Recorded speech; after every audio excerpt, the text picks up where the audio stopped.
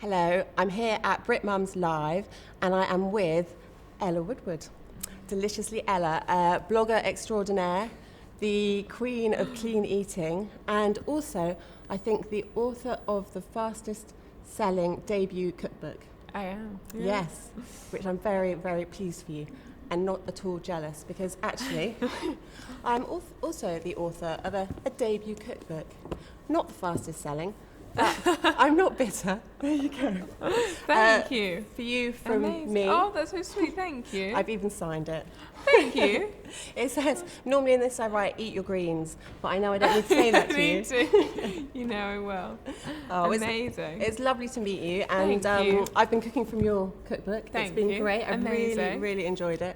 And I just wanted to ask you a few questions. Perfect. And the first one is, what is your favourite vegetable? Oh, gosh. If you were on a desert island. And I only get one. Yeah. You know, it changes all the time. I think probably avocado. Really? I'm such an avocado addict. That's so good. Or sweet potato. And is that because of its sort of diversity? The Yeah, different things you can do avocado is with it? amazing because my favourite thing ever is avocado toast. You know, mashed chili flakes, lemon Yeah, juice, yeah, black pepper. Just a dream. But yeah, in every salad, avocado makes it better. I put it into Yeah, rice, yeah, quinoa, nice and whatever I'm creamy. eating. Exactly, so it makes it so I have to creamy. say they're the two things that my kids hate. Rice and quinoa. Yeah, no, avocado and sweet potato. And Yeah. they eat most other things. So were That's you a funny. picky eater? Oh my god, I was the most picky Were eater you? ever.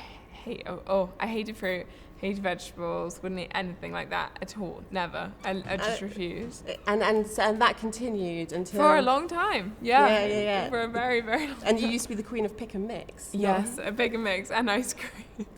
And then you transformed, and I think that helps us all everywhere as parents of picky eaters to Yes, know there's that hope, there's you can hope. change. So now, do your family eat clean with you and your boyfriend? So and they've all got really into it, which has been so interesting. When I first started, they all thought I was mad, completely mad. Yeah. What are you going to eat? That sounds horrible. And then as it kind of kept going and I got more into it, what I would do is I'd cook something and I'd say, okay, well, do you want to just try it? Not try and force on them, but just say, have a bite. And they all started to really like it. And my mum is now completely vegetarian. Really? Yeah, which is really cool. And was she? So she used to eat meat? Yeah, and she loves it. And my family, it's interesting. You know, for example, at Christmas, you know, obviously we will still have a turkey because not everyone's vegetarian, but we'll still have so many veggies, so many amazing sides, and done with olive oil, not butter, and that kind of thing. And so, yeah, they have the turkey and the gravy kind of thing, but it's a small part of the plate compared to like roast sweet potatoes and roasted hazelnuts and, you know, all that kind of stuff, which is really fun. It's amazing how easily they sort of manage to I think for lots of transform. people, the thing is, there's a preconception that healthy food's going to taste bad, which I absolutely had to. You know, if you said to me 5 years ago, oh, do you want to come over for a gluten-free, dairy-free, sugar-free, vegetarian meal? I'd thought, oh my God, no, that sounds horrible.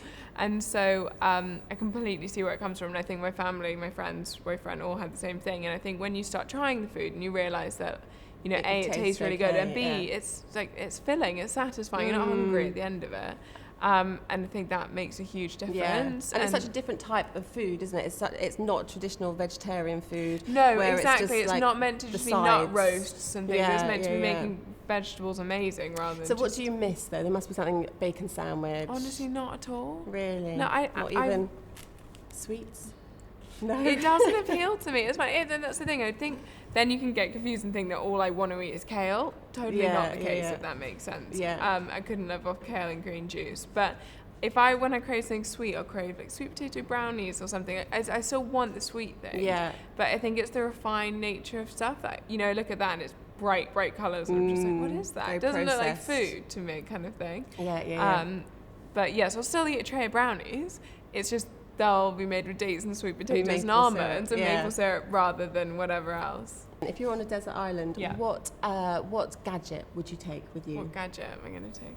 Probably a food processor. Because then you can make like hummus and pesto and kind of any raw dessert, nut butters, all that kind of stuff. I think what's cool about that is you can take something really simple, like chickpeas, and just throw in a couple of other things, and then you have hummus. You know, I don't know, you can roast an aubergine and blend it and have baba ganoush, and it sounds so exotic. The thing about all these dishes is obviously you have to make them. You have to make them from scratch. Yeah. And obviously we all want to cook from scratch, but it's not always that easy.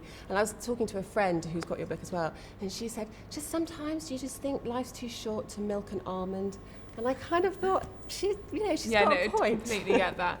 But I think, with that kind of stuff, there's easier things you can do. You could make oat milk instead. That takes half an hour. Or there are brands that do sell good almond milk, oat milk, that kind of stuff. Yeah. I think you do have to find the balance, of what you enjoy and what makes life seem like sustainable and fun. And if it's feeling like this crazy chore, then you've got to adjust some stuff. Because if every day it's stressing you out and you feel like it's another pressure, you really don't want that. And we're all about shortcuts, so sort of eating healthily and cooking from scratch, but using shortcuts wherever you can. Have you got any shortcuts that you recommend or dishes that you make that take I think things that are minutes? great are things that you can freeze. Like, that's my biggest thing. So if I love things like veggie curries. I'll throw in, I don't know, like aubergine, courgettes, chickpeas, all kinds of herb spices, and just cook it all up. And then I'll, if I'm serving it for a couple of people, I'll make double the amount and then I just freeze the rest. And that makes such a big difference because it's just like a ready meal. And having that really helps. And same, I'll make,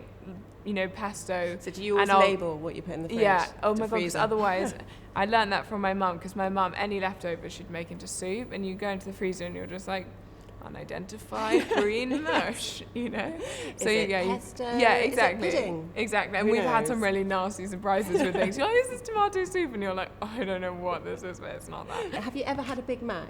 Were you into junk food as well, or was it? I wasn't really into that kind of junk food. I was really into sugar. I was really into Pick and Mix and Haribo and ice cream and, like, I don't know, any kind of cake or pudding, but I wasn't really into junk savoury food. I wasn't into my greens, but I was much more like a carbonara, lasagna, bolognese person. And do you drink? Is that part of the clean eating? I got into this whole thing because I was really unwell, and when I was unwell, I stopped drinking for about 2 years.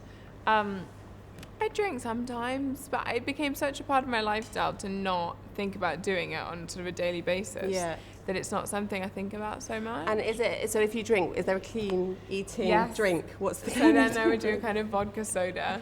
Wow. So much less sugar. Yeah. Helps a hangover a lot.